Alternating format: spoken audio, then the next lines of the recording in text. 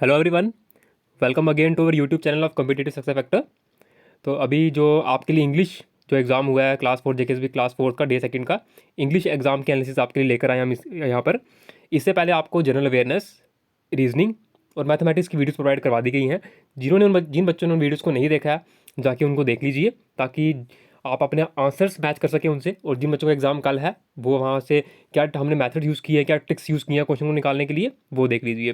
तो अभी जो आपके लिए हम लाए हैं वो इंग्लिश के एनालिसिस लाए हैं। इसके जो जितने भी आंसर हैं वो आपको यहाँ प्रोवाइड करवा दिए जाएंगे। इसके साथ ही मैं आपके यहाँ पर आंसर बताऊँगा। तो जिन बच्चों का एग्ज़ाम हो चुका है वो मैच कर लीजिए, और जिन बच्चों का एग्ज़ाम कल है वो देख लीजिए कि किस तरह के एग्ज़ाम पूछे जा रहे हैं, क्वेश्चन पूछे जा रहे हैं एग्ज़ाम में। ठीक है, अब बात की जाए अगर कल के मुकाबले देखा जाए, कल के कंपैरिजन में देखा जाए इंग्लिश का एग्ज़ाम, तो आज काफ़ी ईजी था। क्योंकि कल जो हमारा पैसेज था काफ़ी लेंथी था और थोड़ा ट्रिकी था, क्योंकि जो उसके क्वेश्चंस थे डायरेक्ट आंसर हमें दिख नहीं रहे थे। बट आज का पैसेज काफ़ी सिंपल है, उसके डायरेक्ट जो आंसर्स हमें पैसेज के अंदर से मिल रहे हैं, दिख रहे हैं। ठीक है, तो आज के मुकाबले कल के मुकाबले इंग्लिश का पेपर भी ओवरऑल ईजी है। तो देखा जाए तो अगर ओवरऑल देखा जाए तो पूरा का पूरा पेपर, जनरल अवेयरनेस की बात की जाए, मैथ की बात की जाए, रीजनिंग की बात की जाए, इंग्लिश की बात की जाए, तो कल के मुकाबले आज का पेपर काफ़ी ईजी था। तो ज़रूरी आज बच्चों ने जो अटैम्प्ट किए होंगे वो कल के मुकाबले ज़्यादा ही किए होंगे। ठीक है, तो अब देखते हैं कि क्या इसके जो सोल्यूशन क्या रहेगा इंग्लिश का। पहला क्वेश्चन देखते हैं क्या बोल रहा है। ही dash his hand so typed with one hand. ठीक है, अब ये बता दूं आपको कि सेट ए है। ठीक है, सभी सेट में क्वेश्चन तो सेम होते हैं, बस ऊपर नीचे किए जाते हैं। तो आप उसके अकॉर्डिंग अपना आंसर मैच कर लीजिएगा। ठीक है, जो इससे पहले रीजनिंग का हमने जो वीडियो अपलोड की थी, मैथ की वीडियो अपलोड, हर एक में सेट ए यूज़ किया हमने। ठीक है, तो उसके अकॉर्डिंगली आप देख लीजिएगा। पहला हमारा क्वेश्चन रहा, ही dash his hand so typed with one hand. ठीक है, जो हमारा सेंटेंस है ये बिल्कुल प्रेजेंट में चल रहा है। ठीक है, अब यहाँ पर टाइप्ड वर्ड यूज़ किया, इसका मतलब प्रेजेंट परफेक्ट की बात की गई है। ठीक है, तो ऑप्शन कौन सा आ जाएगा। He had injured his left hand so typed with one hand. वो अपना दायां हाथ जो लेफ्ट हैंड इंजर्ड कर चुका है, इसलिए अपने दूसरे हाथ से वो टाइप कर रहा है। ठीक है, तो ऑप्शन क्या आ गया इसका हमारा, A, had injured, present perfect tense. ठीक है, नेक्स्ट आ गया हमारे पास, choose the word that is correctly spelled and fill the blanks. ठीक है, a river can change its course. ठीक है, अब कई बच्चों ने इसका ये आंसर भी लगाया COARSE, बट जो इसका आंसर है वो COURSE कोर्स है। ठीक है, नेक्स्ट आ गया हमारे पास, जो ये कोर्स है इसका जो मतलब होता है, इसका मतलब होता है काफ़ी रफ। ठीक है, कोई भी चीज़ रफ हो उसका वो मीनिंग होता है इस कोर्स का। ठीक है, और जो इसका आंसर रहेगा वो हमारे पास डी रहेगा, कोर्स। ठीक है, नेक्स्ट है filling the blanks with correct option. अब आर्टिकल्स का क्वेश्चन है ये, the books contain a series this book contain a series of elementary exercises for learner. ठीक है, इस बुक में एक सीरीज है किस चीज़ की, एलिमेंट्री एक्सरसाइजेज की। ठीक है, एक पूरी सीरीज बनाई गई है एलिमेंट्री एक्सरसाइज की लर्नर्स के लिए। ठीक है, तो आर्टिकल ए यूज़ किया जाएगा इसमें। नेक्स्ट आ गया हमारे पास, the children were scared when the train was passing through the tunnel, option number B. तो ये आपको बताया गया था जब हम जो हमारे इंग्लिश की, अगर आप बच्चों ने हमारे इंग्लिश की वीडियोस देखी हैं, डिटरमाइनर्स की वीडियोस देखी हैं, तो उसमें आपको बताया गया होगा कि थ्रू हम कब यूज़ करते हैं, जब भी कोई चीज़ किसी एक एंड से दूसरे एंड में जब कोई चीज़ किसी एक एंड से लेकर दूसरे एंड को पास कर रही है, क्रॉस कर रही है। ठीक है, किसी के बीच में होकर जा रही है, तो हम यूज़ करेंगे अपना थ्रू। तो यहाँ पर ऑप्शन नंबर बी आ जाएगा इसके लिए, question 45 fill the blanks with correct option. यहाँ पर भी यहाँ हमारा आ गया, all the best, determiners का क्वेश्चन है ये भी, all the best bargains were snapped dash और। यहाँ ड्यूरेशन की बात की जा रही है तो विद इन, और एट एक लोकेशन के लिए बात की जाती है। जो विद के यूज़ हैं वो यहाँ पर बिल्कुल अप्लाई नहीं होते। ठीक है, टिल अगर कोई पर्टिकुलर टाइम दिया हो कि इस टाइम तक हम करेंगे तब, पर यहाँ क्या दिया गया है कि एक घंटे के अंदर अंदर ही जो जितना भी वो बार्गेन्स था वो ख़त्म हो गया। ठीक है, नेक्स्ट आ गया हमारे पास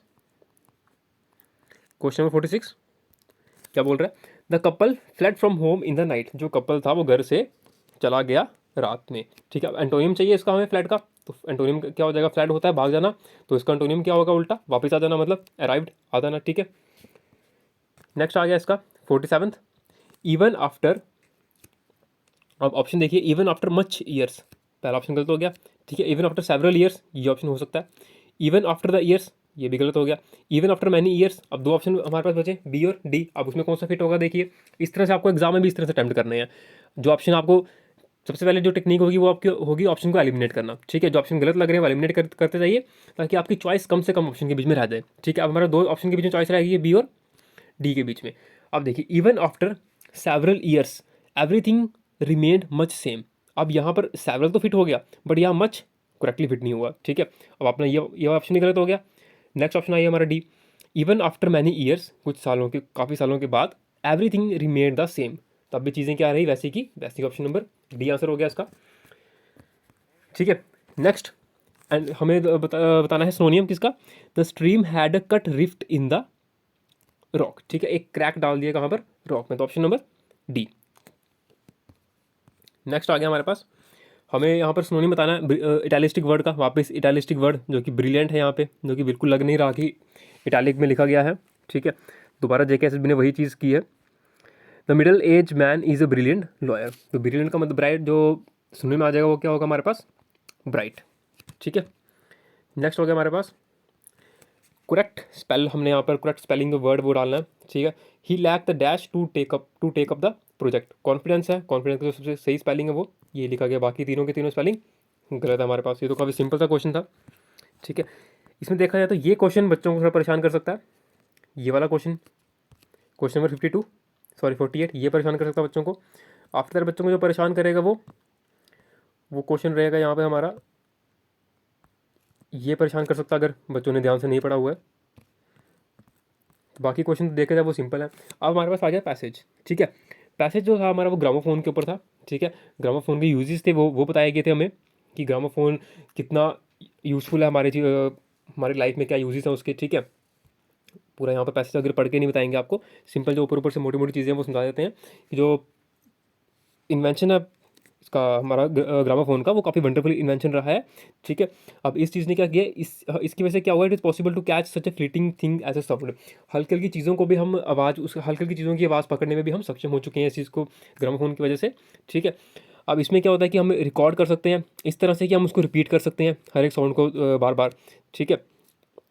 हर एक जो इंसान है वो टोन सुन सकता है, वॉइस, जो इंसान मर चुके हैं उनकी आवाज़ भी हम सुन सकते हैं इसकी वजह से, ठीक है। रिकॉर्ड करके सुन सकते हैं आवाज़ें जो इंसान की डेथ हो चुकी है। नेक्स्ट पैसेज में क्या बोल रहा है, जो यूज़ है ग्रामोफोन के वो काफ़ी ज़्यादा हैं, ठीक है। बट हम जो मेन यूज़ क्या है वो उसका है प्लेजर देना, ठीक है, ऑल प्लेजर। अब ये एक ग्रेट बूम है म्यूज़िक लवर्स के लिए, क्योंकि यहाँ पर उनको अपॉर्चुनिटी मिलती है अच्छे अच्छे गाने सुनने की, ठीक है। उन लोगों के लिए जो स्मॉल कंट्री प्लेस में रहते हैं और ऐसी जगह रहते हैं जो काफ़ी सिविलाइजेशन से काफ़ी दूर है, गाँव वगैरह एरिया में रहते हैं, दूर रहते हैं सिटी वगैरह एरिया, सिटी एरिया से, जहाँ पर कि लोगों को सिंगर्स को सुनना पॉसिबल नहीं है, वहाँ पर भी ग्रामोफोन काफ़ी हेल्पफुल होता है उनके, कि वहाँ रिकॉर्ड करके वो गाने वहाँ प्ले कर सकते हैं, ठीक है। अब ये जो लोग हैं ग्रेट सिंगर्स की आवाज़ सुन सकते हैं वहाँ पर, ऑर्केस्ट्रास की जो साउंड है वो सुन सकते हैं। अब ग्रामोफोन इतने परफेक्ट हो चुके हैं कि वो रिप्रोड्यूस करते हैं फाइनेस्ट शेड, काफ़ी बारीकी जो आवाज़ होती है ना वो निकालते हैं, ठीक है, ह्यूमन वॉइस एंड इंस्ट्रूमेंट्स। अब यहाँ पर इसके कुछ एजुकेशनल यूज़ भी हैं, वो क्या है कि स्पेशली इन टीचिंग, ये टीचिंग में यूज़ किया जाता है, म्यूज़िक में, सिंगिंग में यूज़ किया जाता है। आप कोई जो बच्चा है जो सीख रहा है वो इसको तब तक रिपीट करता रहेगा, सॉन्ग्स को तब तक रिपीट करता रहेगा तब तक कि वो उस सॉन्ग में मास्टर ना कर जाए। तो ये बेसिकली पैसेज है आपका, आप इसको पढ़ लीजिएगा, मतलब समझ लीजिएगा, ठीक है। आंसर की बात करते हैं।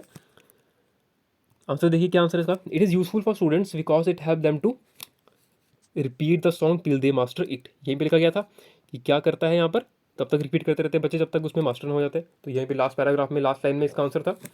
Next, on the gramophone,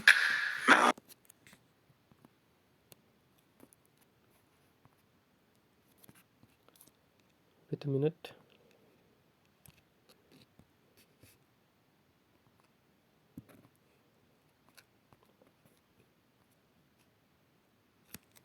okay sorry.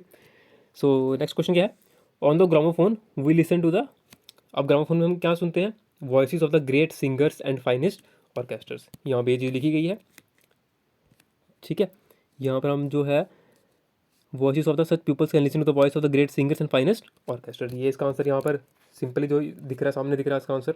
Next, music lover felt that the gramophone is a boon because they could listen to good music, ये भी यहाँ पर दिया गया है। It is a boon to music lovers who have little opportunity of hearing good music. तो ये इसका ऑप्शन नंबर क्या आ गया, इसका ऑप्शन नंबर बी आ गया हमारे पास। The main use of gramophone is to produce give pleasure, ठीक है। ऑप्शन नंबर सी यहाँ पे लिखा गया है, main use is to give pleasures, ठीक है। नेक्स्ट हमारे पास क्या है, the gramophone is a wonderful invention because, अब वंडरफुल इन्वेंशन क्यों है, because it use to capture the voice of the person who is dead. ठीक है, सॉरी इसका आंसर सी रहेगा, it catches the fleeting sound, sorry it catches a fleeting sound such as, sorry it catches a fleeting thing as a sound. अब इसका answer पहले paragraph में दिया गया, we can marvelling that it is possible to catch a fleeting sound fleeting thing as a sound. ठीक है, पहले paragraph में इसका आंसर दिया गया, तो ऑप्शन नंबर सी हो गया इसका आंसर। नेक्स्ट आ जाइए क्वेश्चन नंबर 56 पे, हमें एंटोनियम बताना है कि इसका मिमिक का, people do not mimic their idols but adore the. Mimic होता है कि किसी की नकल उतारना, तो इसका जो एंटोनियम आ जाएगा वो आ जाएगा हमारे पास प्रेस। अब जो इस पर आंसर मार्क किए गए हैं उस पर नहीं देखिए, ठीक है, गलत आंसर ये, ऑप्शन नंबर ए आ गया इसका। ठीक है, जो जोक है वो सिनोनिम, बेसिकली इसका सिनोनिम बन गया। नेक्स्ट हमारे पास आ गया वर्ब पे है, टेंसेस पे क्वेश्चन है, ही dash confident even when he faces severe problems. वो कॉन्फिडेंट रहता है अगर वो काफ़ी प्रॉब्लम फेस कर रहा है, काफ़ी गहरी प्रॉब्लम फेस कर रहा है, तब भी वो क्या रहता है, कॉन्फिडेंट रहता है। तो सिंपल प्रेजेंट में चल रहा है तो ही रिमेन्स। ठीक है, ये तो कैंसिल हो गया, पास में तो नहीं है, हैव बीन रिमेंड, ये तुम्हारा आ गया प्रेजेंट परफेक्ट कॉन्टिन्यूस में। ठीक है, वहाँ पर सिंस और फॉर का यूज़ होना चाहिए था, वो भी नहीं है। अब रिमेन और दो ऑप्शन बचे हमारे पास, रिमेन और रिमेन्स। रिमेन तब आता अगर यहाँ पर प्लूरल होता है, अगर यहाँ पर दे होता तो बिल्कुल यहाँ पर ऑप्शन नंबर ए करेक्ट होता, बट यहाँ पर सिंगुलर है, ही है, तो सिंगुलर के साथ हम क्या करते हैं, वर्ब के साथ एस या फिर ई एस का यूज़ करते हैं। ठीक है, next, that's people you invited are coming, all the people, ये तो सिंपल था काफ़ी, all the people you invited are coming. Next 59th, correct option of fill in the blanks, articles भरने हैं इसमें। ठीक है, अब इसमें देखिए the energy generated by a windmill, option number B. ठीक है, अब एन एनर्जी, पहला ऑप्शन तो कैंसिल हो गया यहाँ पे आपका, पहला ऑप्शन तो कैंसिल हो गया क्योंकि इसमें एन है। ठीक है, नो आर्टिकल, नो आर्टिकल भी नहीं आएगा, ये भी गलत हो गया। ठीक है, अ एनर्जी, अब यहाँ तो ये हो सकता था, यहाँ तो ये हो सकता था। ठीक है, अब जो हमारा करेक्ट ऑप्शन कौन सा था इसमें, ऑप्शन नंबर बी, जिसमें बताया गया है the energy generated by a wind mill drives all the drainage pumps. ठीक है, जो एनर्जी जनरेट किससे की जाती है, विंड मिल से। नेक्स्ट जो आंसर आ गया, क्वेश्चन आ गया, क्वेश्चन नंबर 60, हमें बताना है कि कौन सा डिक्लेरेटिव सेंटेंस है। ठीक है, तो ये भी हमने आपको करवाया गया है हमारी वीडियोज़ में, आप देख लीजिएगा, ये पढ़ाया गया आपको। डिक्लेरेटिव होता है जिसमें सिंपल सी स्टेटमेंट दी गई हो। ठीक है, अब पहला जो ऑप्शन है उसमें सिंपल स्टेटमेंट दी गई है, the sun rises in the east. Next में क्या है, प्लीज़ लेट मी वर्क, ये इंपेरेटिव आ गया क्योंकि यहाँ पर इसमें एक रिक्वेस्ट की गई है। ये हमारा आ गया एक्सक्लेमेटरी क्योंकि साइन ऑफ एक्सक्लेमेशन है, और लास्ट हमारा इंटरोगेटिव आ गया क्योंकि हमारा साइन ऑफ इंटरोगेशन है यहाँ पे। तो ऑप्शन नंबर कौन सा हो गया इसका, ए वाला। ठीक है, तो ओवरऑल इंग्लिश का पेपर काफ़ी ईजी था आपका। तो अब इसमें एक्सपेक्ट है कि बच्चों ने ओवरऑल तो पूरे ही किए हैं, क्योंकि जिस बच्चे के पेपर उसने पूरे ही किए हैं, तो मैक्सिमम बच्चों ने इसमें पूरे ही किए होंगे। तो होप है कि बच्चों के 17 से 18 क्वेश्चन तो इसमें इंग्लिश में ठीक हो ही जाएंगे, क्योंकि काफ़ी ईजी पेपर था। कम बोलते हैं अगर, तो अगर मैं इंग्लिश की सेफ अटैम्प्ट की बात करूँ तो 15 टू 16 इंग्लिश का सेफ अटैम्प्ट है। ठीक है, जिन्होंने 15 से 16 क्वेश्चन अटैम्प्ट किए हैं सही तरीके से, बिल्कुल एक्यूरेटली 100% एक्यूरेसी के साथ, उनका काफ़ी अच्छा अटैम्प्ट माना जाएगा इंग्लिश में। ठीक है, और ये काफ़ी आपको हेल्प करेगा और बच्चों से आगे जाने के लिए। ठीक है, तो यहाँ पर हम वीडियो को ख़त्म करते हैं, और साथ ही साथ एक छोटी सी इन्फॉर्मेशन आपके लिए कि हमारा जो JKSSB क्लास 4 का जो बैच था वो अभी खत्म हो चुका है क्योंकि एग्ज़ाम के लिए। अब नेक्स्ट जो हमारा क्रैश कोर्स शुरू हो रहा है, अभी कश्मीरी माइग्रेंट के जो एग्ज़ाम की डेट आ चुकी है, 28 मार्च से लेकर 7 अप्रैल के बीच में डेट्स है, जो कंप्यूटर बेस्ड ऑनलाइन एग्ज़ाम होगा। उसके लिए हमारा कश्मीरी माइग्रेंट का जो बैच है वो क्रैश कोर्स का बैच ऑलरेडी चल रहा है।